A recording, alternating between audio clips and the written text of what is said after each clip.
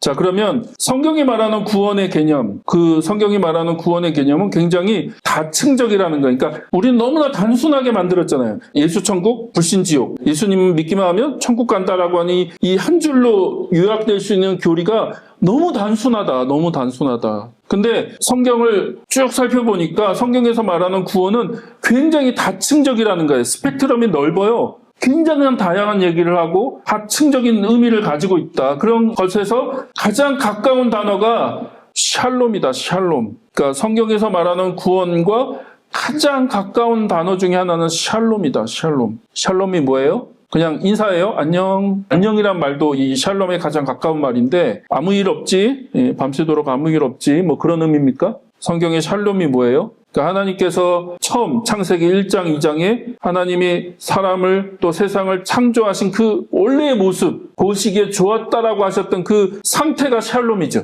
그러므로 그거는 우리의 타락하기 이전에 온전한 모습을 얘기하는 거예요. 그냥 다툼이 없다, 갈등이 없다, 문제가 없다, 그런 단순한 개념이 아니라는 거예요. 근데 저는 이 구원을 설명할 때 좋아하는 표현을 최근에 발견했습니다. 이게 딱 구원을 설명하는 가장 적절한 문장이고 표현이다. 구원은 예수 천당에서 참 인간의 삶을 회복하는 것이다. 단순히 구원은 죽어서 천국 가는 게 아니라 참 인간의 삶, 하나님이 인간을 만드셨을 때의 본래의 모습, 본래의 목적, 본래의 어떤 그런 상태로 회복되는 것. 그래서 다시 한번 얘기 드립니다. 구원은 단순히 예수 믿어 천당 가는 정도를 얘기하는 게 아니라 우리의 참된 인간으로서의 모습, 하나님이 우리를 하나님의 형상으로 만드셨다라고 할 때 그 인간의 참된 모습을 회복하는 거, 그게 구원이다. 그래서 전통적인 죄 용서 및 천국행, 죽어서 가는 천국행의 설명에서 벗어나야 된다. 그런 설명에서 벗어나서 피조물의 존재 방식에서 벗어나 창조주 하나님의 신적인 존재 방식에 참여하는 거. 무슨 말이냐면, 자, 피조물의 존재 방식은 뭐예요? 유한하잖아요. 유한. 우리는 유한한 존재일 뿐이에요. 영생불사가 아니에요. 우리는 유한한 존재예요. 우리는 죽을 수밖에 없고, 우리는 여러 가지 면에서 연약하고 부족하고 나약한 존재들이에요. 하나님이 그렇게 만드셨어요. 피조물로 우리를 그렇게 만드셨어요. 그래서 우리의 삶의 모든 부분은 유한하다. 언젠가는 죽는다. 그래서 우리는 그런 결핍을 가지고 살아갈 수밖에 없어요. 그래서 지난주에 얘기했잖아요. 3장에서 인간이 그 아담과 하와가 선악과를 먹은 다음에 뭘 느끼게 돼요? 수치심, 자기가 벗은 것을 창피함을 느꼈다. 수치심을 느끼고, 그리고 또 하나님이 찾아오니까 뭘 느껴요? 두려움을 느낀다. 두려움, 공포를 느끼는 거죠. 두려움을 느끼는 거고, 이건 구약에서 하나님을 경외한다는 것과 다른 거예요. 두려움, 공포를 느끼는 거죠. 그러니까 인간 존재가 그렇게 연약할 수밖에 없어요. 하나님 앞에서 두려움과 공포, 그리고 수치심, 그리고 죽음에 대한 두려움, 그리고 수많은 결핍, 연약함, 나약함, 그게 인간이 갖고 있는 존재 방식이에요. 그리고 그래서 항상 불안해요. 인간의 삶을 불안할 수밖에 없어요. 그러니까 그 불안함을 해소하기 위해서 인간이 뭐예요? 자기의 욕망을 삶 전체에다 투사하는 거죠. 그 욕망, 엄청난 욕망을 가지고 모든 것을 다 가지려고 하고 얻으려고 하고, 그게 권력일 수도 있고 또 어떤 명예일 수도 있고, 삶의 많은 부분에서 그 느끼는 어떤 불안함을 해소하기 위해서 우리는 많은 그 욕망을 가지고 살아가요.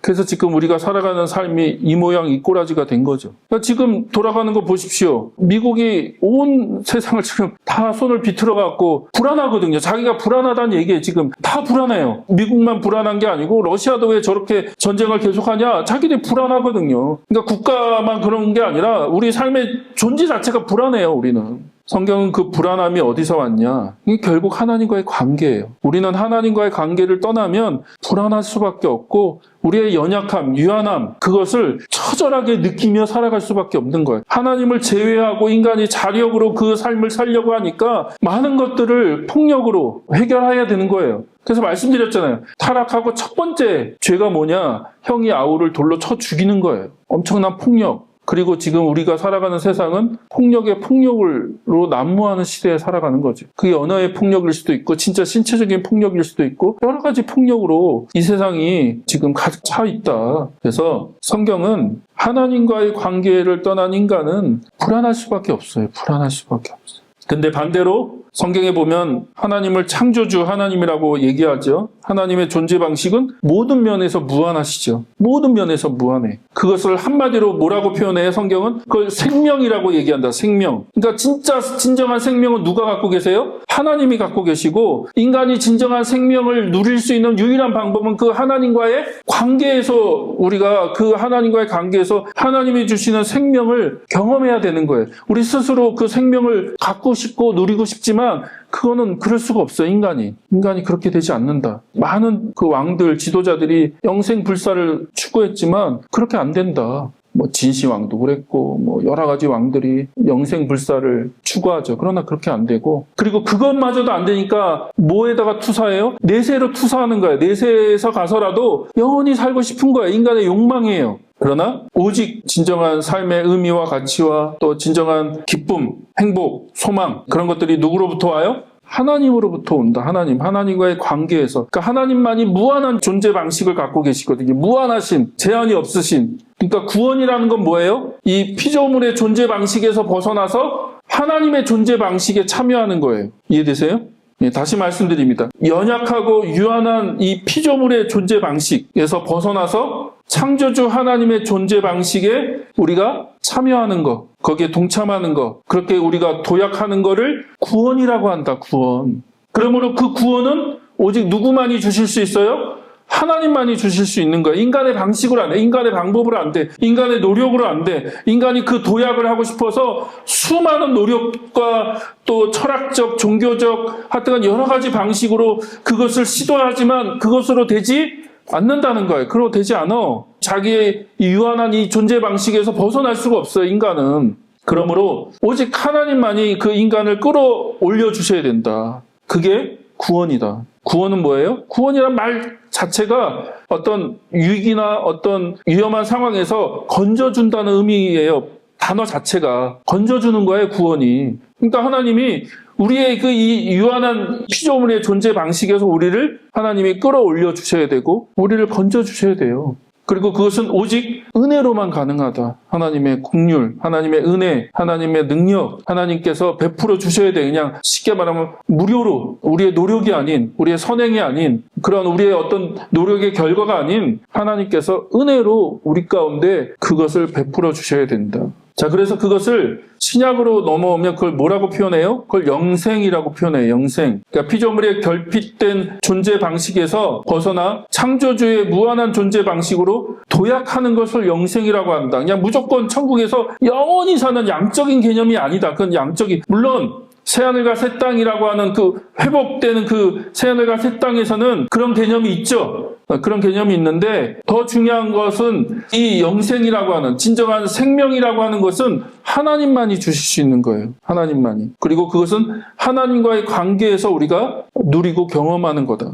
요한복음에서 그래서 영생을 많이 강조해요. 그 나머지 복음서, 그러니까 마태, 마가, 누가는 생명이라는 표현을 쓰는데 오직 요한복음에서만 계속 영생이라는 표현을 써요. 근데 그 영생, 요한복음에서의 영생이란 개념은 이 땅에서의 삶에서 벗어나 하나님 나라의 삶을 사는 걸 얘기하는 거예요. 이해되세요? 예수님이 선포하신 하나님 나라, 죽어서 가는 천국을 얘기한 게 아니라고 얘기 드렸죠. 2년 동안 저한테 얘기 들었으면 하나님 나라가 대충 그림이 그려지셔야 돼요. 요한복음 혹은 성경에서 말하는 영생은 하나님 나라에서의 삶을 얘기하는 거예요. 그러면 내가 예수 그리스도를 믿고 하나님 나라 백성이 됐으면 이미 이 땅에서 우리는 영생을 누리고 있는 거죠.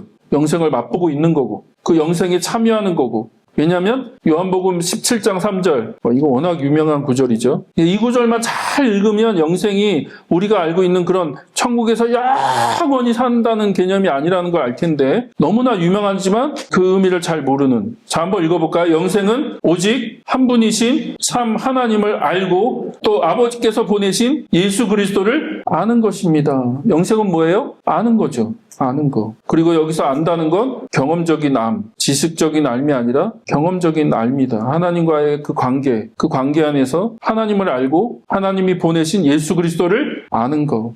그래서 요한복음은 그걸 또 다른 말로 어떻게 표현해요? 너희가 내 안에 있고 내가 너희 안에 있고 내 말이 너희 안에 거하고 너희가 내 말 안에 거하고 관계를 얘기하는 거예요. 관계. 하나님과의 관계. 예수 그리스도의 관계. 그 관계 안에서 하나님이 어떤 분이신지를 알아갈 때 우리는 영생을 누리는 거죠. 영생을 맛보는 거고. 피조물의 그 제한된 삶, 죽음에 대한 두려움, 연약함으로 인해서 오는 여러 가지 우리의 삶의 불안함과 부족함 안에서 벗어나서 하나님이 주시는 진정한 행복, 하나님이 주시는 진정한 기쁨, 하나님이 주시는 진정한 생명의 방식대로 우리는 이 땅에서 살아갈 수 있다는 거예요. 그게 영생이다. 그리고 하나님이 그 영생을 우리에게 베푸시기 위해서 우리에게 구원을 행하시는 하나님이다. 그리고 다시 한번 얘기하지만 그건 오직 은혜로만 가능하다. 그러니까 이런 구원은 인간의 수고와 노력과 금욕적인 생활, 종교적인 노력, 종교적인 삶, 그것으로 획득될 수 없다는 거예요. 100% 하나님의 은혜와 그분의 일하심, 하나님의 일하심과 하나님의 은혜로 주어지는 것이다. 그래서 오늘 읽은 말씀이 그거잖아요. 오늘 읽은 말씀이 에베소 2장 8절 여러분은 믿음을 통하여 은혜로 구원을 얻었다는 거예요. 믿음을 통하여. 그 하나님의 일하심에 대한 신실함, 하나님에 대한 충성, 신실함으로 인해서 여러분이 구원을 얻었다는 거예요. 이것은 여러분에게서 난 것이 아니라 하나님의 선물이다. 선물. 하나님의 선물. 하나님의 값없이 베푸시는 하나님의 선물이다. 그러므로 행위에서 난 것이 아니라는 거예요. 여러분이 노력해서 얻은 게 아니라 하나님의 선물. 여러분의 모습과 상관없이 여러분이 지금까지 하나님 앞에서 어떻게 했던지 또 어떤 삶을 살아왔던지 상관없이 하나님이 여러분에게 베푸시는 선물이라는 거예요. 그러므로 아무도 자랑할 수가 없다는 거죠. 아무도 자랑할 수가 없다. 그래서 이것도 한번 말씀드렸잖아요.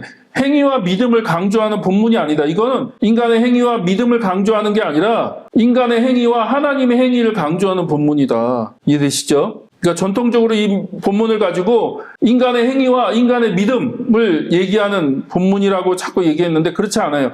인간의 행위로는 구원을 얻을 수가 없어. 그러면 하나님의 행위요. 하나님의 일하심, 하나님의 행위로 너희들 구원을 얻어. 그러면 그건 은혜고 그건 믿음으로 받는 거고 그건 선물이야. 그러면 그 하나님의 구원이라는 게 뭡니까? 10절에서 이미 얘기합니다. 우리는 하나님의 작품이라는 거죠. 하나님의 형상, 하나님의 작품이라는 이 말 가운데 이미 창세기 1장과 2장을 반영하는 얘기예요. 반영하는 거. 구원이 뭐냐? 죽어서 천국 가는 게 아니라 하나님의 형상으로 회복, 죄로 인해서 망가지기 이전 하나님께서 어떤 목적과 계획을 갖고 인간을 당신의 형상대로 만드셨을 때 그 상태를 얘기하는 거죠. 그러므로 구원은 그 타락하기 이전의 상태로 돌아가는 거다. 그리고 티켓을 얻어서 죽어서 천국 가는 게 아니라 그러면 우리가 지금까지 살아왔던 삶이 새로운 삶으로 바뀌는 거죠. 새로운 삶으로. 하나님의 형상으로서의 삶을 사는 거고 하나님과의 그 친밀한 관계 안에서 하나님의 목적과 의도를 이 땅에서 구현해가는 삶을 사는 거다. 이해되시죠? 그래서 하나님의 작품이라고 그러면서 뭐라고요? 선한 일을 하게 하시려고 이미 행위를 계속 얘기하죠. 선한 일. 그 선한 일이 뭐예요? 하나님이 행하신 일들을 인간이 그 하나님이 행하신 일에 참여한다는 거예요. 하나님이 행하신 일들 계속 하나님이 그 구원을 베푸시기 위해서 하나님이 일하셔. 언제까지요? 예수님 다시 오실 때까지 새하늘과 새 땅이 완성될 때까지 하나님이 계속 일하실 거야. 그 하나님이 일하심에 여러분을 초청하는 거예요. 그게 구원이에요. 구원. 그 일에 참여하기 위해서 여러분에게 새 생명을 주시는 거고 여러분에게 은혜를 베푸시는 거예요. 새로운 삶의 방식을 여러분에게 허락하시는 거예요. 그냥 단순히 죽어서 천국 가는 것으로 끝나는 게 아니라 그러니까 우리가 다시 한번 진짜 성경이 무엇을 얘기하시는가라고 하는 것들을 좀 여러분이 마음을 여셔서 잘 보시면 좋겠습니다.